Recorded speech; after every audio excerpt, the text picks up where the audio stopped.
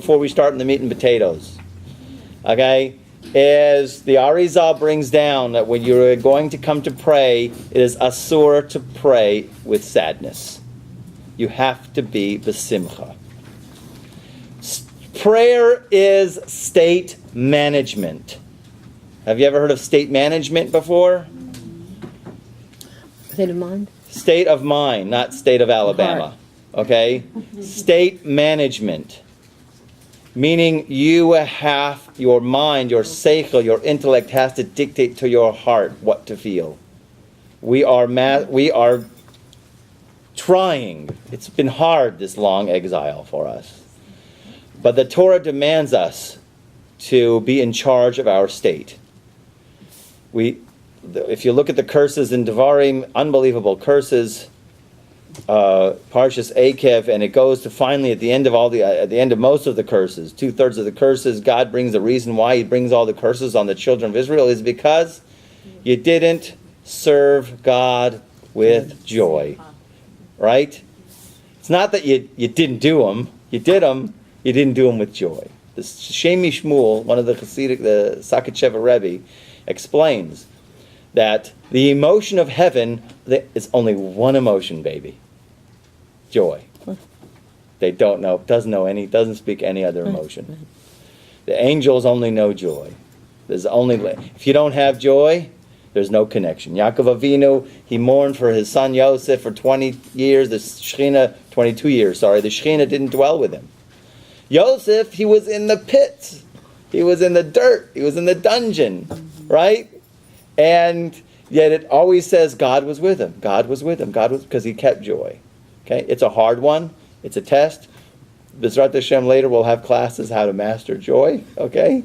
But the idea here is, the language of the Ari is, it is forbidden to pray with sadness. Okay? So you have to have good attitude when you go in. Don't ever think that you have to pray with crying. It's not the way.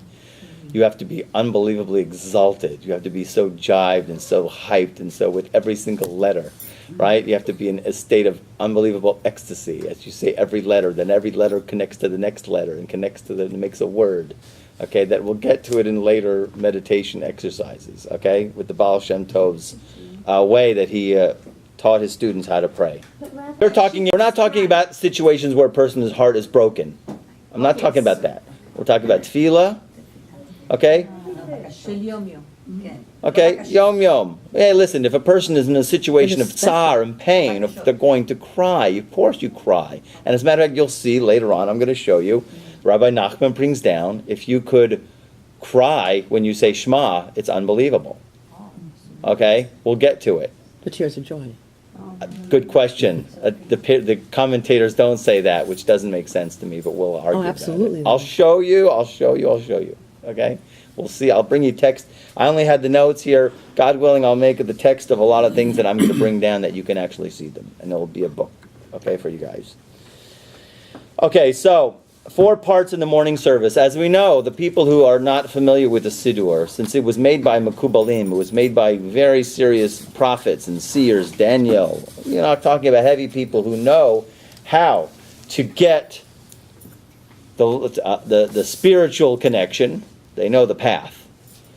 So therefore, they formed the Siddur, most specifically in the morning prayers, it's easier to see, to be that spiritual path for us all. That's why it has to be in an order. That's why it's called Siddur. It's order.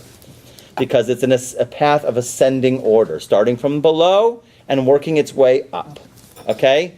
So it starts on below, the very physical needs. You'll notice the very beginning, first blessings that we sang in the morning. I'm just giving you this bekitzer, but we'll go into it length later on.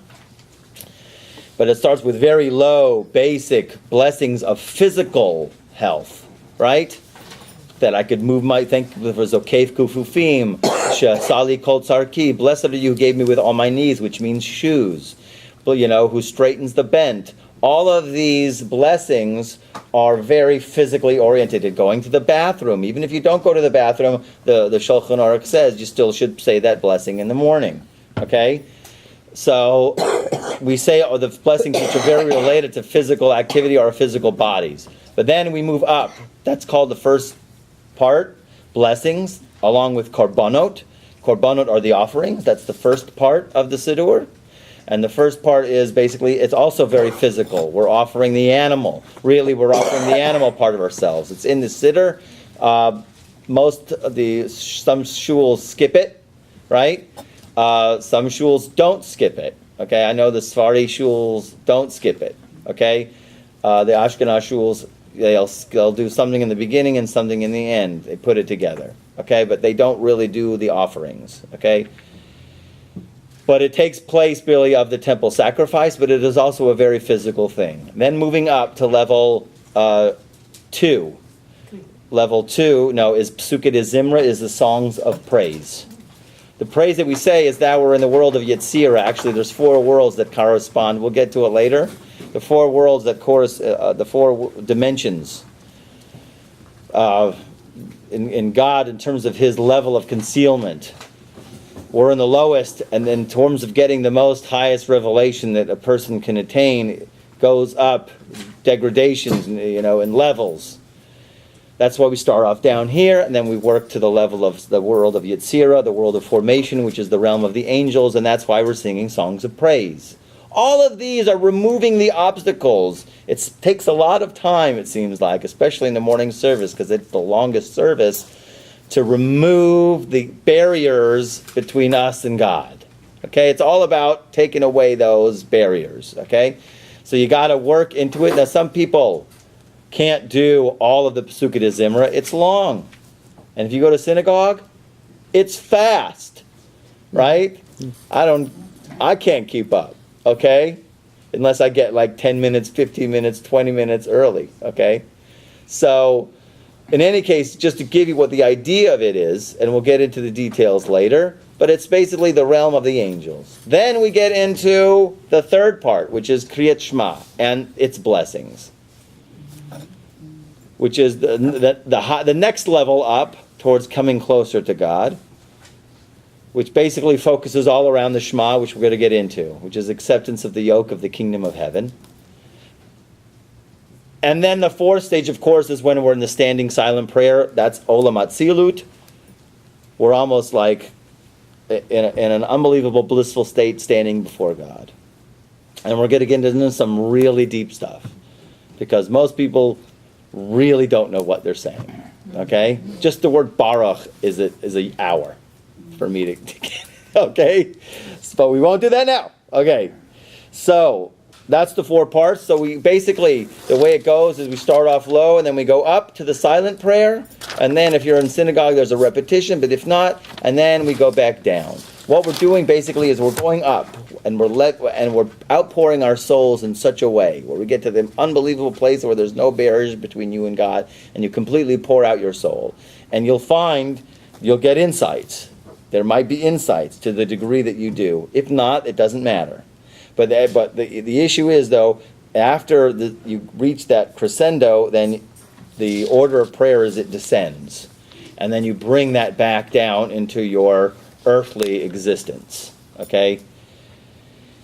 So anyways, that's the basic order of the prayer service. So we're going to start on the Shema.